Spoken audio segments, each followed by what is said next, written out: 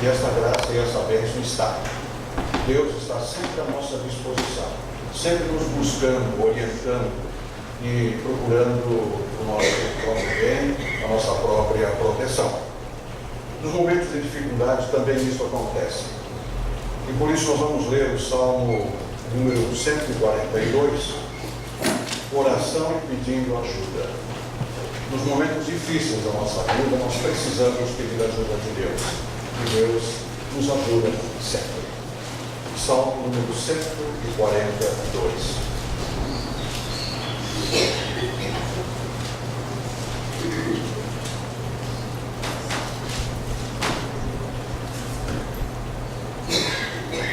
Eu clamo a Deus, o Senhor, pedindo socorro. Eu suplico que me ajude. Leva a Ele todas as minhas queixas e lhe conto todos os meus problemas. Quando estou desistindo, Ele sabe o que devo fazer. No caminho por onde ando, os meus inimigos armam uma armadilha para me pegar. Olho para os lados e não vejo ninguém que me ajude. Não há ninguém para me proteger. Não há ninguém que cuide de mim. Ó Senhor, eu grito pedindo a tua ajuda. Ó Deus, tu és o meu protetor. És tudo o que desejo nesta vida. Escuta o meu grito pedindo socorro, pois estou caindo no desespero. Salva-me dos meus inimigos, pois eles são fortes demais para mim. Livra-me do sofrimento, e eu te louvarei na reunião do teu povo, porque tu tens sido bom para mim. Tu tens sido bom para mim. E se nós olharmos para a nossa vida e para aquilo que passou na nossa vida, nós vamos ver que Deus sempre tem sido bom para cada um de nós. Nós queremos cantar isso. E como hoje o tema do culto vai ser luz, Jesus, a luz do mundo, nós queremos cantar esse hino que está distribuído no folhetinho que vocês receberam. Cristo disse: vós sois a luz do mundo. Que a graça de nosso Senhor Jesus Cristo, o amor de Deus Pai e a companhia de Deus Espírito Santo estejam conosco, agora e sempre. Amém. No domingo passado nós falamos sobre a importância da água e Jesus como a água da vida eterna. O tema de hoje vai ser Jesus, a luz do mundo. É um texto que todos nós conhecemos. Mas é sempre bom nós recordarmos e nós reavivarmos em nossa memória alguns fatos importantes. Por isso, o apóstolo Paulo também usa, aliás, a Escritura Sagrada toda, ela usa muito esta imagem de luz e escuridão, luz e trevas. A luz é algo transparente, é algo que a gente vê, é algo que nos dá segurança. As trevas nos dão insegurança. Desde a nossa infância. A criança tem medo do escuro. Quem ensinou para ela que o escuro é ruim? Está dentro da própria criança. Porque é seguro, ela não vê. Ela não sabe para onde vai. E assim nós também, nós temos uma andar no escuro, nos dá uma insegurança muito grande. Agora, quando está claro e nós podemos ver, nós podemos à distância, então nós podemos andar com segurança. Por isso nós cantamos também: andai na luz. O apóstolo Paulo também fala sobre isso. E na epístola de hoje, Efésios capítulo 5, versículo 8 a 14. Efésios capítulo 5, versículos 8 até o versículo 14.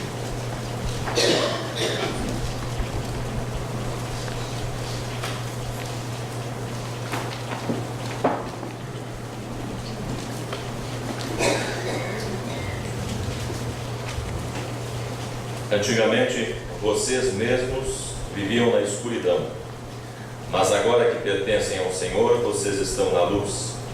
Por isso, vivam como pessoas que pertencem à luz, pois a luz produz uma grande colheita de todo tipo de bondade, honestidade e verdade. Procurem descobrir quais são as coisas que agradam o Senhor. Não participem das coisas sem valor que os outros fazem, coisas que pertencem à escuridão.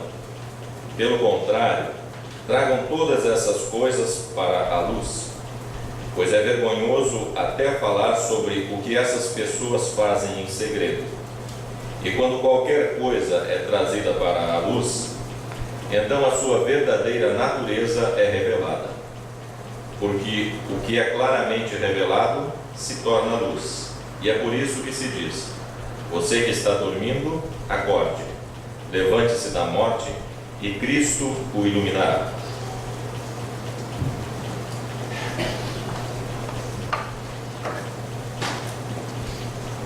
Luz e trevas. Nós devemos andar na luz. Os nossos atos devem ser transparentes. Os nossos atos devem ser aqueles que nós não nos envergonhamos deles.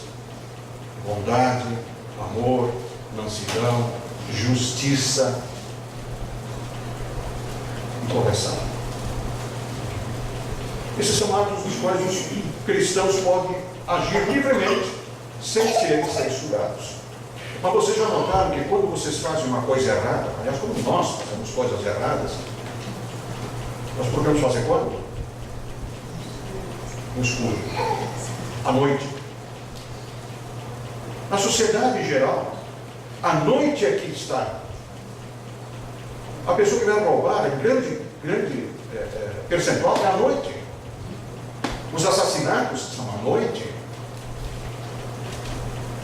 As orgias, as bebedeiras, afinal de contas, toda uma vida corrupta e uma vida imoral é feito à noite, quando ninguém vê, porque você procura esconder aquilo, como se a gente pudesse esconder de Deus aquilo que nós somos e aquilo que nós fazemos. Não é assim. Aí o apóstolo nos diz: antigamente vocês viviam na escuridão, mas agora que pertencem ao Senhor, vocês estão na luz. Por isso, vivam como pessoas que pertencem à luz. Este é o conselho do apóstolo Paulo. Esta é a motivação para a nossa vida. Andar na luz, de maneira transparente, de maneira, sem dúvida nenhuma, muito alegre e descontraída. Essa semana, praticamente toda semana, vocês ouviram no rádio, televisão, no jornal, uma grande confusão. Eu falo da confusão na universidade. Independente do que lá aconteceu, aconteceu um fato. E em cima desse fato, havia várias versões.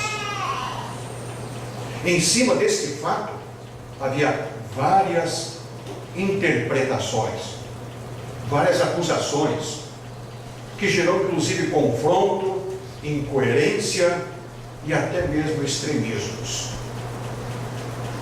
Mas o fato era único. Não havia 2, 3 fatos, acontecimentos, um só. Mas em cima deste fato, as várias versões, as várias atitudes. O apóstolo João, quando escreve o seu livro, o Evangelho de João, ele tem mais ou menos a mesma, não sei atitude, mas pelo menos a mesma metodologia. Ele parte de um fato para chegar a uma mensagem. Ele mostra alguma coisa acontecendo, o debate, a incoerência, a discussão, para depois chegar a uma mensagem coerente, objetiva e verdadeira. O texto que nós vamos ler agora é o Evangelho do dia de hoje. É um pouco longo, é verdade, mas acompanhe, porque ele é bastante dinâmico. E vocês vão ver a reação de muitas pessoas e as reações todas em cima de um determinado fato. João capítulo 9, versículos 1 até o versículo 41.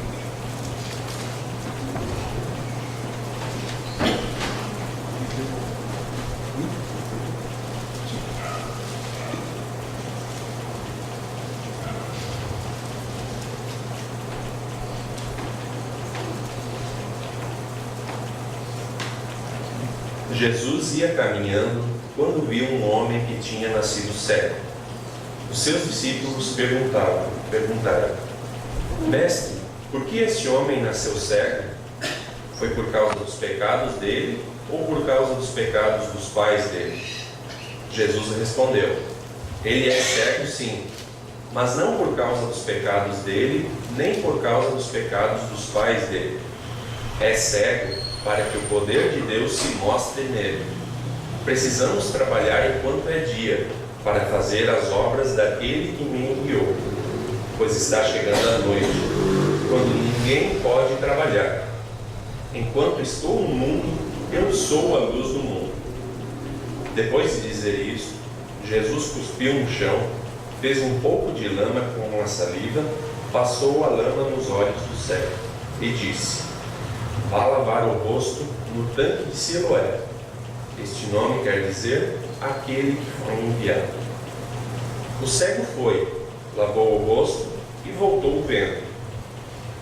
Os seus vizinhos e as pessoas que costumavam vê-lo pedindo esmola perguntavam: Não é este o homem que ficava sentado pedindo esmola? É, diziam alguns. Não é, mas é parecido com ele, afirmavam outros.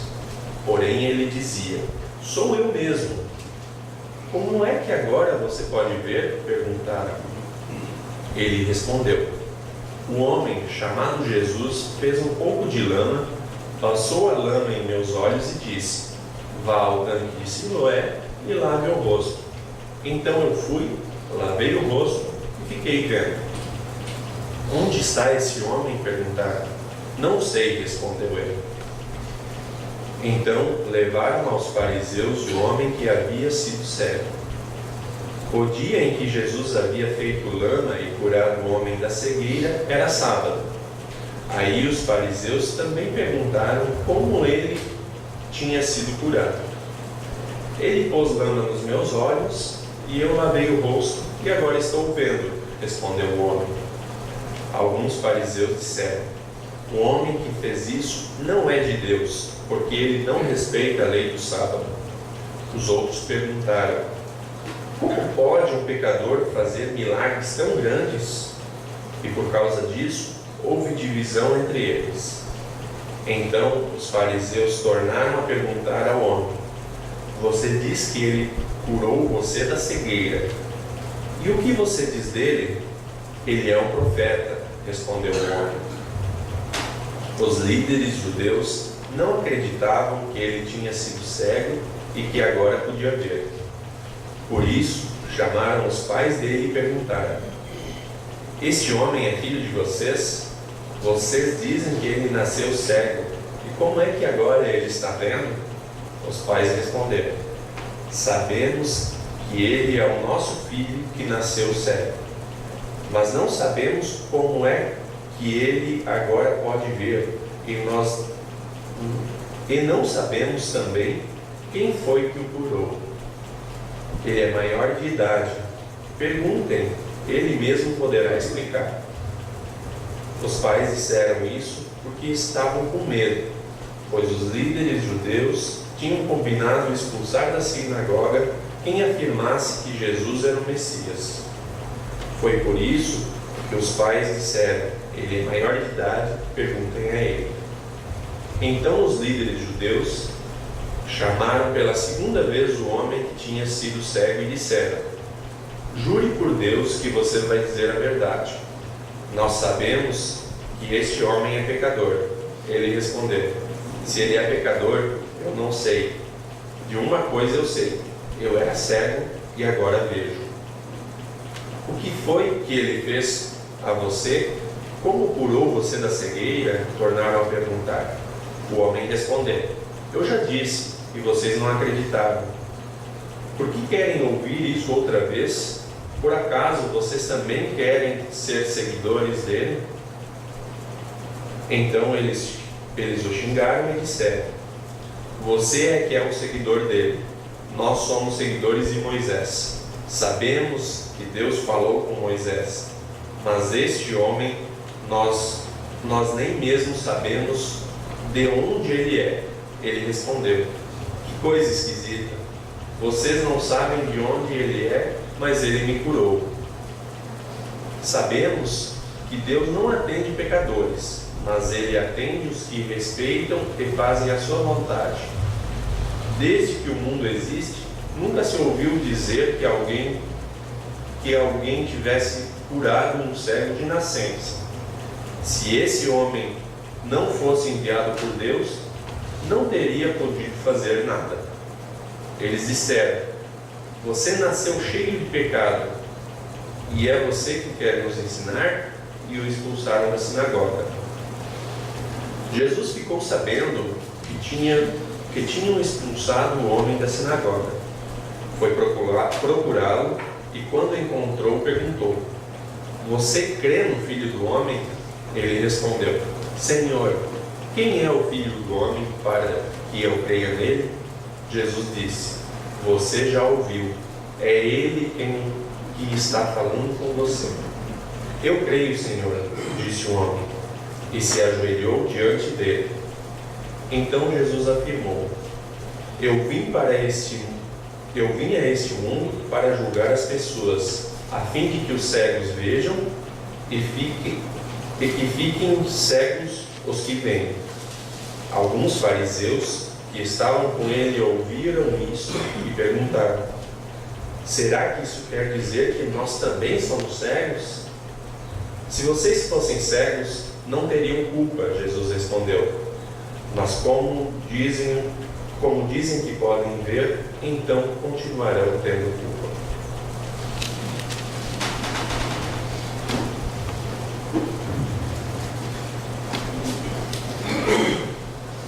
Toda essa polêmica, todo esse vai e vem, todas as opiniões, acusações, defesas, em cima de um único fato. Qual foi o fato? Jesus curou o cego. Tão simples. No entanto, os interesses, as opiniões divergiam entre si. A interpretação do fato em si, a motivação deste fato, gerou toda essa polêmica que vocês viram. Por que isso? Porque ninguém estava, ou poucas pessoas, estavam interessados no fato em si, mas naquilo que significava para eles aquela coisa. Estavam defendendo os seus interesses em cima de uma coisa tão simples.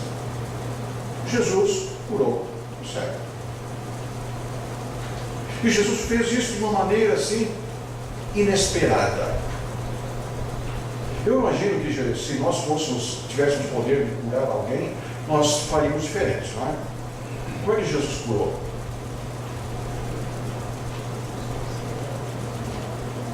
Meu filho, eu te abençoo, o poder de Deus, eu faço isso. E impõe as mãos e faz quase que um teatrinho. Faz uma coisa espetacular. O que Jesus fez? Nada disso. Simplesmente fez uma coisa até nojenta. Cuspiu no chão, fez barro, passou no olho do cara e disse: vai te lavar. Assim que Jesus age muitas vezes, também em nossa vida. Ele faz nós passarmos muitas vezes por momentos constrangedores, por coisas desagradáveis. Se alguém fizesse isso para me curar, eu não sei se qual seria a minha reação. Ainda bem que o cego não via. Mas foi isso que curou. Foi essa obediência a essa palavra, a essa orientação, que fez ele ir até aquela fonte e fosse lavar. E aí gerou toda uma controvérsia que nós temos aqui. Nós vamos citar alguns personagens.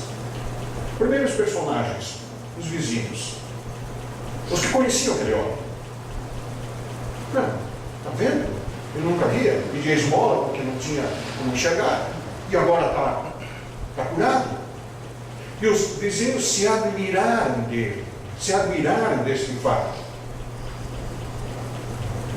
mas mantiveram distância, não se envolveram com a coisa. Eles não assumiram. Eles até debatiam entre eles. Não é esse? Não, deve ser o irmão dele, é parecido com ele, mas não é ele. Aquela dúvida com respeito ao fato em si.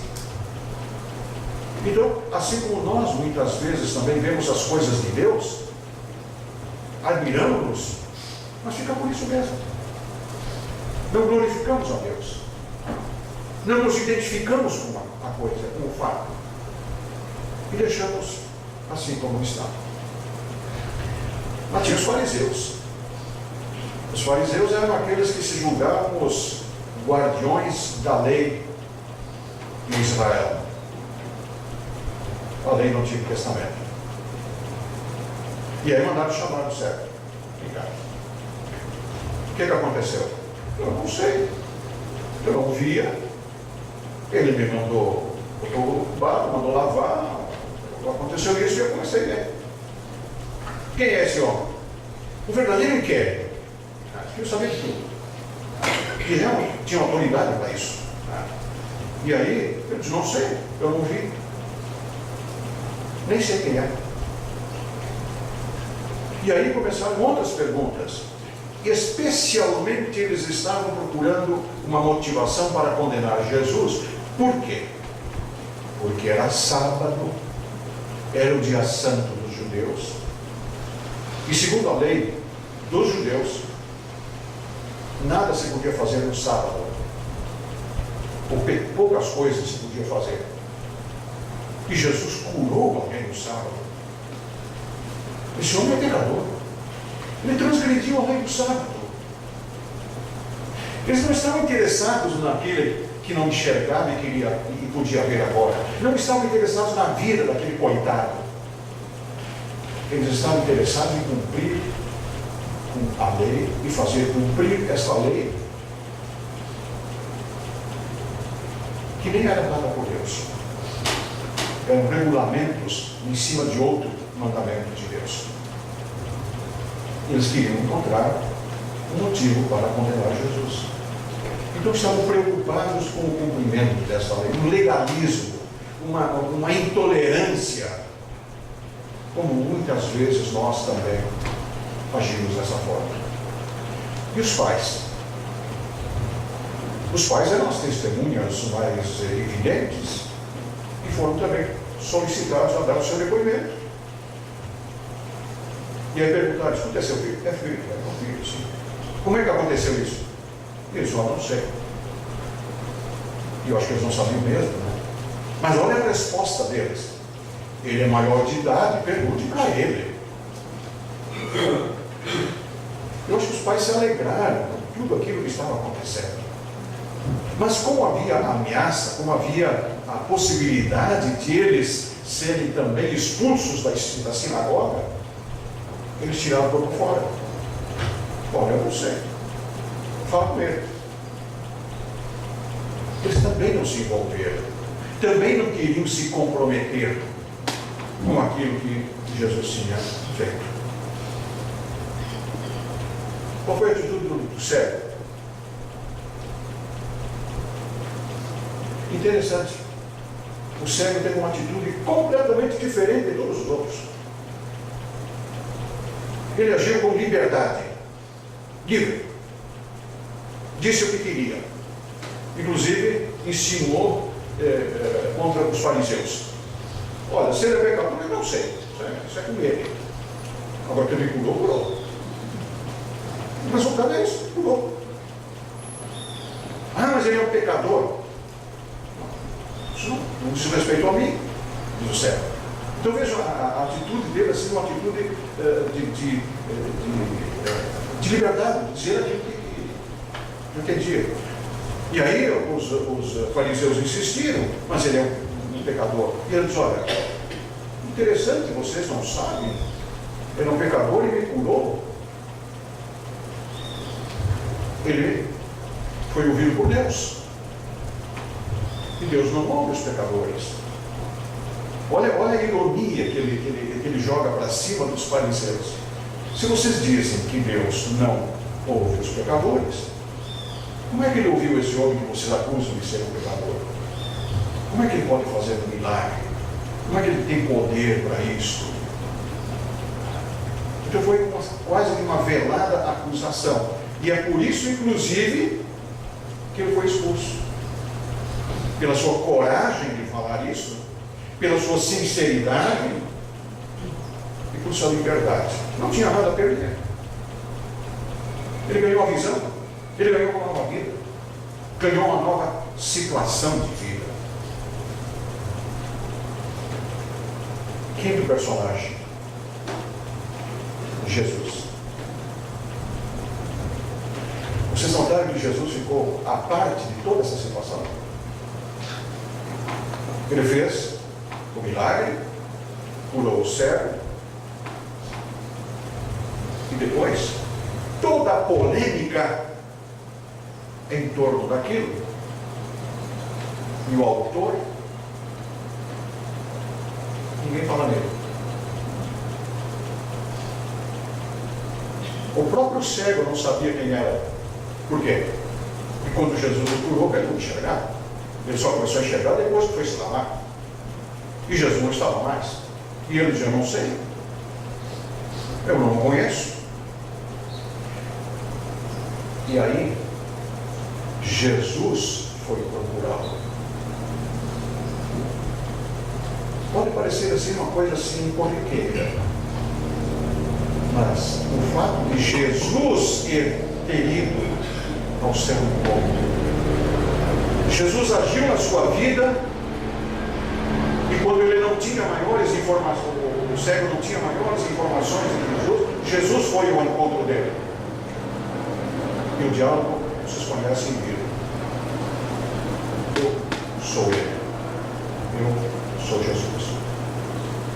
Bonito esse diálogo entre o cego e Jesus.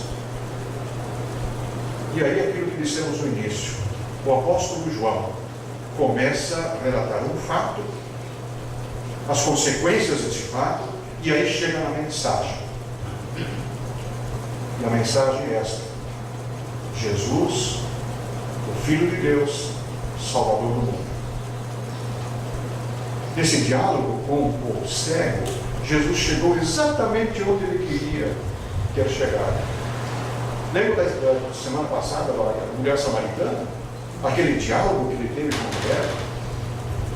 Que ele foi levando aquela mulher ao conhecimento gradativamente até ela chegar à conclusão: você é o Messias. Aqui a situação é semelhante.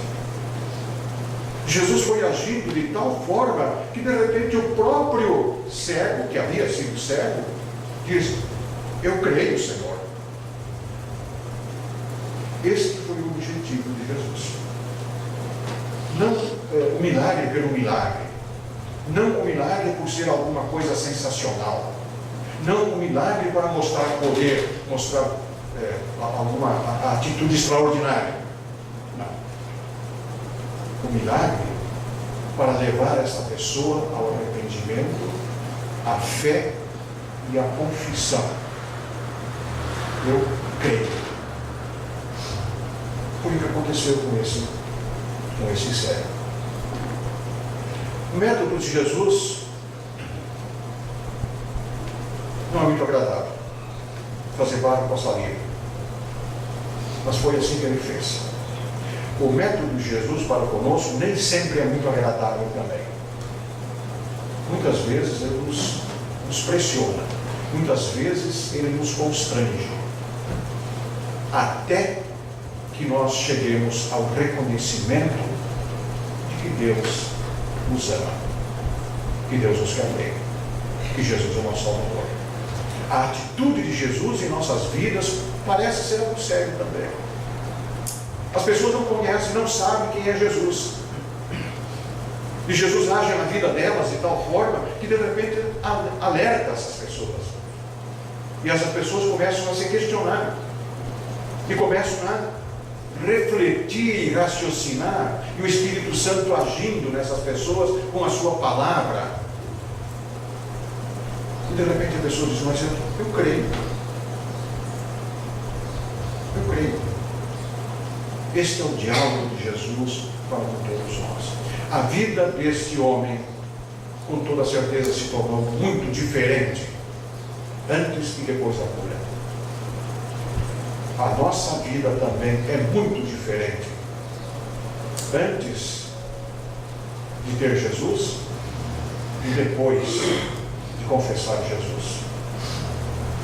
A vida das pessoas que não têm Cristo é muito diferente daquela que nós, como cristãos, temos.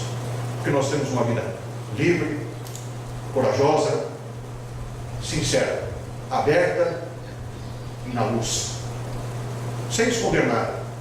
O cego não escondeu nada. Ele diz como foi, ele diz a verdade, sem maiores comprometimentos ou interesses ou desejo de esconder alguma coisa. Ele sempre falou, Jesus fez isso comigo, e o Senhor fez isso. E é isso que Jesus espera de vocês também, de cada um de nós. Dizer assim, Jesus fez isso. Ponto final. Nós queremos estar com você. Amém.